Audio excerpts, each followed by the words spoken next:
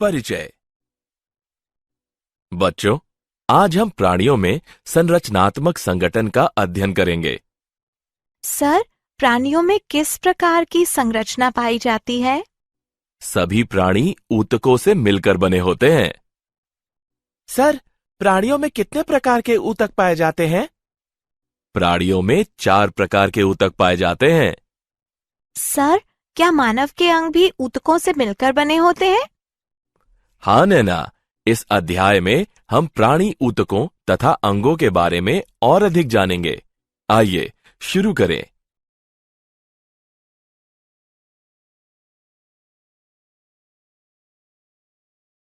उद्देश्य। इस पाठ के अंत में आप निम्न करने में सक्षम हो जाएंगे। उपकला ऊतक की व्याख्या करना, संयोजी ऊतक की व्याख्या करना, पेशी ऊतक की व्याख्या करना, तंत्रिका ऊतक की व्याख्या करना, ऊतक तथा ऊतक तंत्र की व्याख्या करना।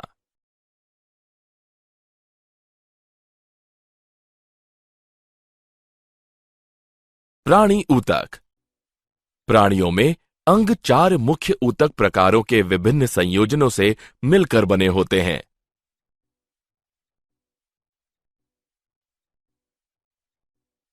उपकला ऊतक, संयोजी ऊतक, पेशी ऊतक तथा तंत्रिका ऊतक।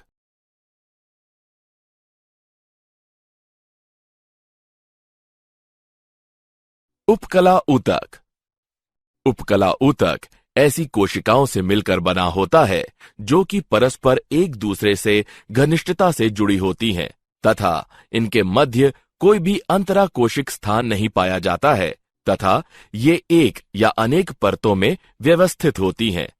यह ऊतक सभी आंतरिक तथा बाह्य शारीरिक सतहों को ढकने के लिए एक विशेष रूप है। उपकला ऊतकों के 2 प्रकार हैं। सरल उपकला, संयुक्त उपकला।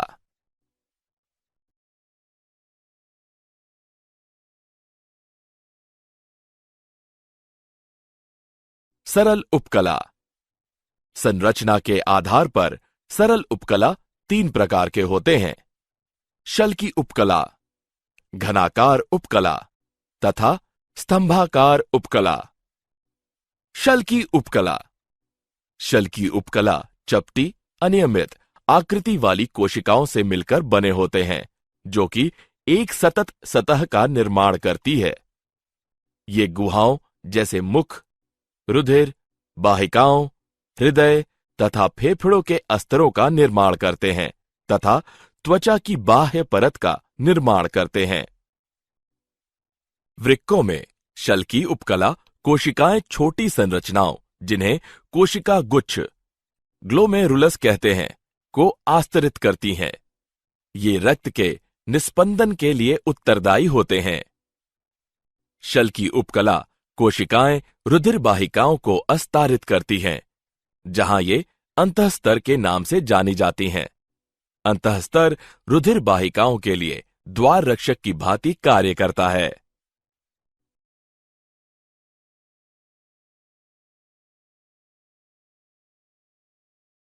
घनाकार उपकला। घनाकार कोशिकाएं वर्ग या घन की आकृति की होती हैं। प्रत्येक कोशिका के मध्य में एक गोल केंद्रक पाया जाता है। घनाकार उपकला ग्रंथियों तथा वृक्क नलिकाओं के अस्तरों के साथ साथ ग्रंथियों की गुहाओं में भी जाए जाते हैं। यह जनन उपकला का निर्माण करते हैं, जो कि मादा अंडाशय में अंड कोशिकाओं तथा नर वृषणों में शुक्र कोशिकाओं का निर्माण करता है।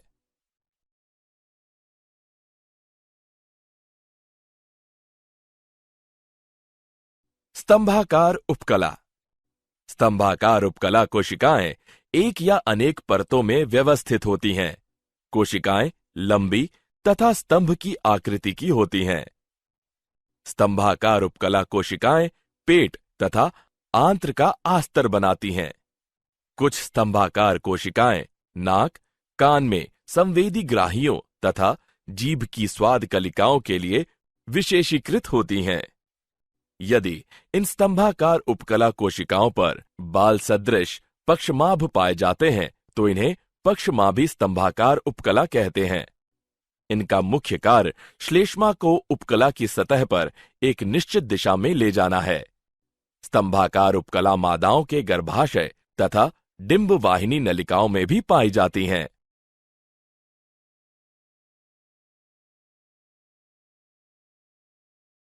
ग्रांथिल उपकला।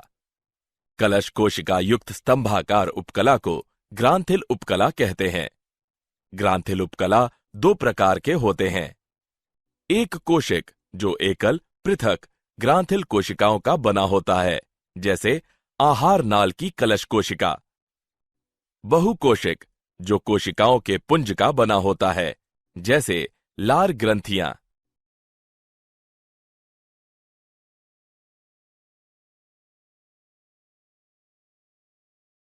श्रावण के आधार पर ग्रंथियां निम्न प्रकार से वर्गीकृत की जा सकती हैं। बहिस्रावी ग्रंथियां, ये ग्रंथियां अपने उत्पादों को सीधे या उपकला गुहाओं द्वारा शीर्षस्थ सतह पर त्यागती हैं। उदाहरण लार ग्रंथियां।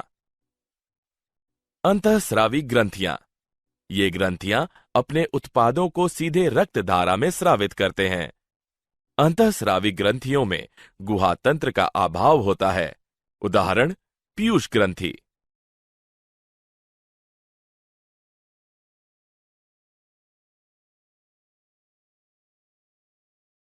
संयुक्त उपकला।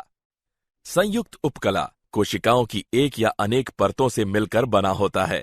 बहुआस्तरीय होने के कारण संयुक्त उपकला स्रावण तथा अवशोषण में बहुत कम योगदान देते हैं, किंतु ये आंतरिक ऊतकों को यांत्रिक, रासायनिक, ऊष्मीय तथा परासरणी प्रतिबलों से सुरक्षा प्रदान करते हैं।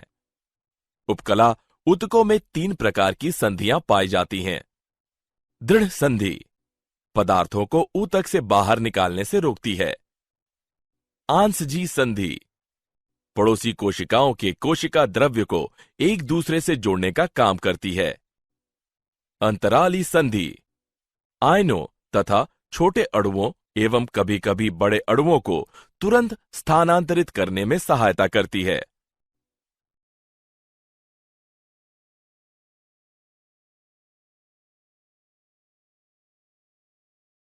संयोजी ऊतक। मानव शरीर में संयोजी ऊतक बहुतायात एवं विस्तृत रूप से फैला हुआ पाया जाता है। इसका मुख्य कार्य शरीर को सहारा प्रदान करना तथा सभी प्रकार के ऊतकों को परस्पर संयोजित करना अथवा बांधना है। यह यांत्रिक शक्ति भी प्रदान करता है, जो कि गमन यानी चलने फिरने में सहायक है। संयोजी ऊतकों की कोशिकाएं एक दूसरे से व्यापक रूप से पृथक होती हैं। ये जीवित कोशिकाएं अधिक मात्रा में एक अंतराकोशिक भूतल पदार्थ जैसे आधात्री यानी मैट्रिक्स कहते हैं का स्रावण करती हैं। आधात्री एक अजीवित पदार्थ है जो कि तरल जैसे कि रक्त, अर्धठोस जैसे संयोजी ऊतक अथवा ठोस जैसे अस्थि हो सकता है।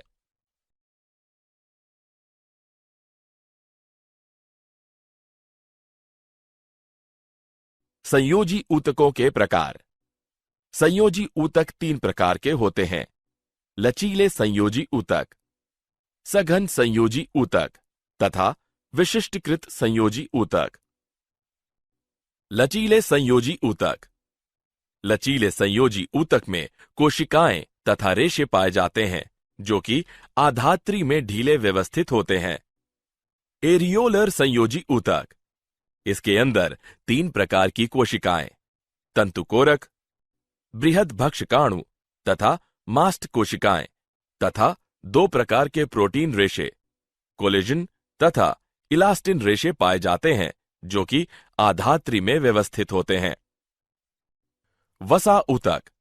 यह एक अन्य ढीला संयोजी ऊतक है जिसमें कोलेजन रेशे, इलास्टिन रेशे, तंतुकोरक तथा वसा कोशिकाएं पाई जाती हैं। ये कोशिकाएं वसा का संचय करती हैं। वसा ऊतक वसा का संश्लेषण है, संचयन तथा उपापचय करता है। यह त्वचा के नीचे एक रोधक परत का निर्माण करके ऊष्मा की हानि होने से रोकता है।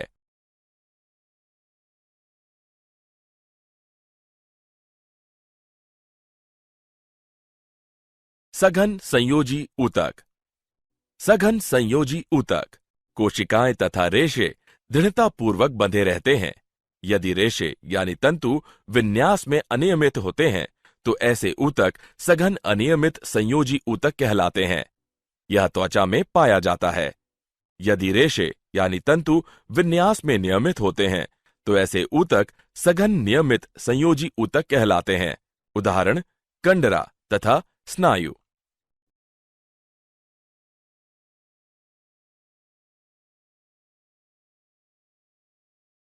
विशिष्टकृत संयोजी ऊतक। विशिष्टकृत संयोजी ऊतक, इसके अंतर्गत उपास्थि, अस्थि तथा रक्त सम्मिलित है। उपास्थि यह उभारयुक्त तथा लचीला संयोजी ऊतक है। आधात्री ठोस, लचीला तथा संपीडन दबाव मुक्त होता है। इस ऊतक की कोशिकाएं, जिन्हें उपास्थि अणु कहते हैं, आधात्री के अंदर रक्तिकाओं में 2 या 3 के गुच्छों में पाई जाती है। अस्थि यह एक उभारयुक्त तथा मजबूत संयोजी ऊतक है। अस्थियां आंतरिक अंगों को सुरक्षा प्रदान करती है। अस्थियां पेशियों के संयोजन के लिए स्थान प्रदान करती है तथा गति एवं गमन में सहायता करती है। पैरों की लंबी अस्थियां भार यानी वजन सहने में सहायक होती हैं। रक्त यह एक संयोजी ऊतक है जिसमें आरबीसी यानी लाल रक्त कणिकाएं, डब्ल्यूबीसी यानी श्वेत रक्त कणिकाएं, पट्टिकाणु तथा जीव द्रव्य उपस्थित होते हैं। रक्त का मुख्य कार्य गैसों तथा पोषक तत्वों का एक स्थान से दूसरे स्थान तक परिवहन करना है।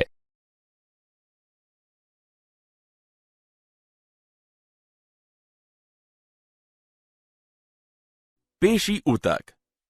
पेशी ऊतक संकुचन तथा शिथिलन की क्षमता रखते हैं तथा शरीर के विभिन्न भागों में गति तथा यांत्रिक कार्य को कर सकते हैं।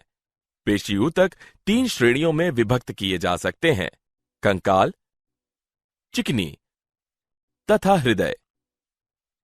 कंकाल पेशी ये जटिल संरचनाओं वाली होती है तथा अस्थियों के ऊपर परतों में व्यवस्थित होती है।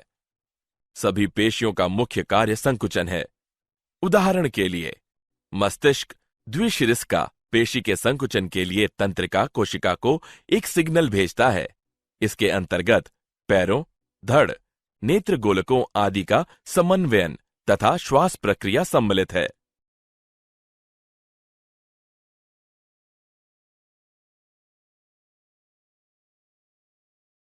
चिकनी पेशी। चिकनी पेशी चिकनी पेशी ऊतक पतली, लंबी पेशी कोशिकाओं तथा तंतुओं से बने होते हैं।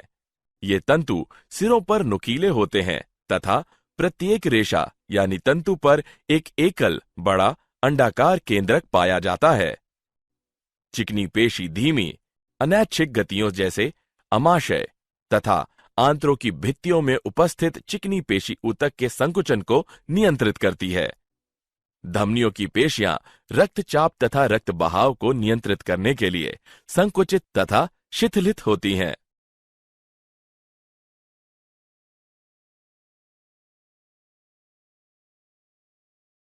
हृदय पेशी।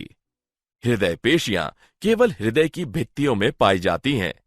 हृदय पेशी ऊतक हृदय के अलिंद तथा निलय के संकुचन में एक महत्वपूर्ण योगदान निभाता है। यह हृदय स्पंदन तथा पूरे शरीर में रक्त तथा इसके अवयवों के बहाव में भी सहायक है।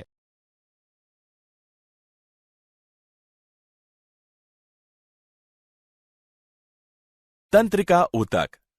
तंत्रिका ऊतक वैद्युतीय उद्दीपनों के संवहन के लिए विशेषीकृत संरचनाएं होती हैं, जो कि शरीर के एक भाग से अन्य भागों तक सूचनाओं को ले जाते हैं।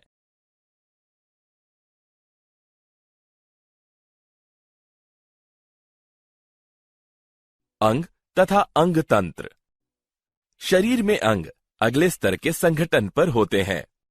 अंग एक ऐसी संरचना है जिसमें कम से कम 2 विभिन्न प्रकार के ऊतक परस्पर मिलकर एक इकाई की भांति कार्य करते हैं। मानव शरीर में विभिन्न अंग पाए जाते हैं। उदाहरण के लिए यकृत, वृक्क, त्वचा आदि। अंगतंत्र एक या अधिक अलग अलग अंगों के संयोजन से मिलकर बना होता है, जो कि एक साधारण कार्य को करने के लिए साथ साथ काम करते हैं। कुछ अंगतंत्र इस प्रकार हैं: कंकाल तंत्र, पेशीय तंत्र, परिसंचरण तंत्र, तंत्रिका तंत्र आदि।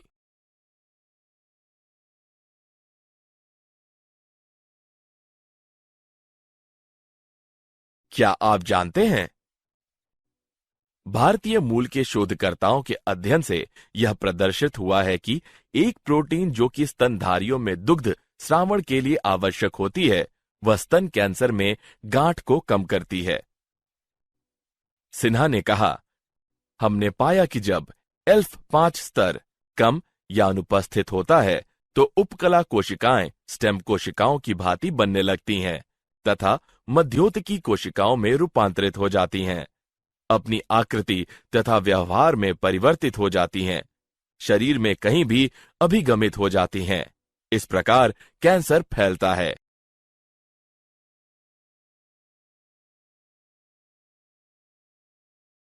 सारांश। आइए हमने जो कुछ सीखा है उसे संक्षेप में दोहराएं। उपकला ऊतक, संयोजी ऊतक, पेशी ऊतक तथा तंत्रिका ऊतक ऊतकों के 4 मूलभूत प्रकार हैं। उपकला ऊतक सभी आंतरिक तथा बाह्य शारीरिक सतहों को ढकने के लिए एक विशेष रूप है। सरल उपकला ऊतक तथा संयुक्त उपकला ऊतक उपकला ऊतकों के 2 प्रकार हैं। शल की उपकला चपटी अनियमित आकृति वाली कोशिकाओं से मिलकर बने होते हैं, जो कि एक सतत सतह का निर्माण करती है। घनाकार उपकला के मध्य में एक गोल केंद्रक पाया जाता है तथा यह ग्रंथियों तथा वृक्क नलिकाओं के आस्तरों के साथ साथ ग्रंथियों की गुहाओं में भी पाया जाता है। स्तंभाकार उपकला कोशिका पेट तथा आंत्र का आस्तर बनाती है। संयुक्त उपकला में कोशिकाओं की एक या अधिक परतें पाई जाती हैं।